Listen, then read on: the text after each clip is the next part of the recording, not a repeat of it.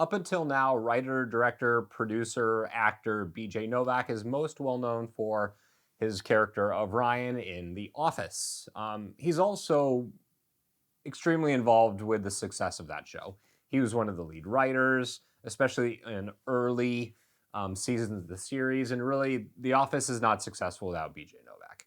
It's really that simple. Yes, Ryan is a major character on the show as this temp employee, but his behind the scenes involvement as a writer and later producer is even more important. It simply is. The show does not exist. It's not successful without him. So he's finally branching off and writing, directing, and acting in his first major motion picture. It is called Vengeance. It is released by Blumhouse, and I really like most of Blumhouse's work. I think they're a really great production studio. And let's talk about this movie, Vengeance. Thank you so much for checking out the video. Before we get started, click on the red subscribe button and the notification bell. That way you know every time I post a new piece of content. All right, so Vengeance is Novak's first attempt on the big screen, and it is mostly successful. And I say mostly because there's a lot I like about this film, and there's moments when it is completely undercut and gets a little too big for its own britches. So the story is about a guy named Ben. Ben lives in New York. He hangs out with John Mayer in Brooklyn, overlooking the Brooklyn Bridge, and drinks and hooks up with random girls. And just like, he's kind of like your typical, New York elite leftist douchebag, whatever stereotype that means to you. That's kind of what he is. And the movie knows this, and the movie treats him accordingly. I wonder how much of Novak is in this character. I guess we'll never know because he has a story to tell, and of course his main character has an arc and all that stuff. So Ben is a writer for The New Yorker, and he seems like has his mindset and very set in his ways, and doesn't seem to understand people on the other side of the political aisle. That's how the movie introduces him. And he finds out that a girl that he had been hooking up with has died in West Texas, and her family thinks that Ben is her boyfriend and that they're like super close. So he ends up going to the funeral and the ceremony and meeting her family and trying to figure out like, did she die of did she overdose? They know she overdosed. They're trying to figure out, was she murdered by like a drug dealer? Was it an accident? Was it on purpose? What happened here? And in doing so, he is making a podcast about it, and he hangs out with her brother Ty, played by Bold Holbrook, who I think is kind of great in everything. And then the movie just kind of unrolls its thread and brings the audience along for the ride. It spends a lot of the time, and really the bulk of the movie, trying to tackle these big subjects like Red America versus Blue America, conservative versus liberal, and all these big issues.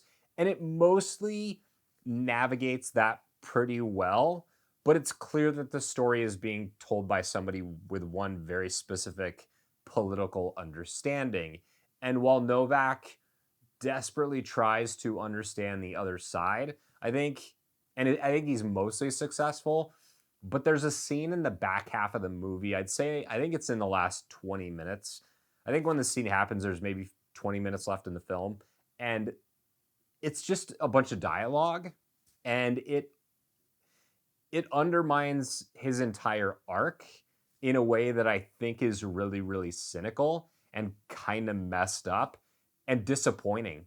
Because until that movie, I think it walks that line very nicely, and then it becomes preachy. And it's the thing that's frustrating about it is that the movie walks that line so well, and then when it finally goes off track, it's so noticeable and kind of gross and weird that it really knocks the film off track. And then it kind of redeems itself, and it wraps the ending of the movie up okay. But by that point, like, you've taken all of this great work that you did with your main character and messed it up to such a strong degree that it's hard to recover from. And the movie does its best at the end to do so, and I think it's mostly successful. But this the cynicism at the end of the movie was really off-putting, and it was like, man, you were you were so close. You were so close to nailing it, and you just couldn't quite do it. And I'm trying not to spoil the movie. I feel like that should be obvious, because there's a lot here I really like. I think Novak is a capable actor. I think the movie is smart and funny and sharp and has some truly, genuinely heartfelt stuff that just gets undermined at the end of the movie. And that is what I thought of Vengeance. If I had to, like, I'm not really one on ranking movies. I just kind of like tell you guys what I think. If I had to rank this one, I would say this is a movie that's like a solid 7.5, 8, and then gets knocked down to like a 6.5, 7 at the end of it, and or maybe even lower. I don't know. I just watched the movie. I I like this one, but I didn't love it, and I felt really close to loving it. I guess if I had to wrap it up, that's how I'd say my feelings are on Vengeance. So thank you so much for checking out the video. If you liked it, if you found it helpful, consider subscribing. You can also like and share the video. That tells the powers that be that it's worth promoting. And hit me up on my social media, really only on Instagram at RealHometownZero. And I'll see you next Wednesday, 9 a.m.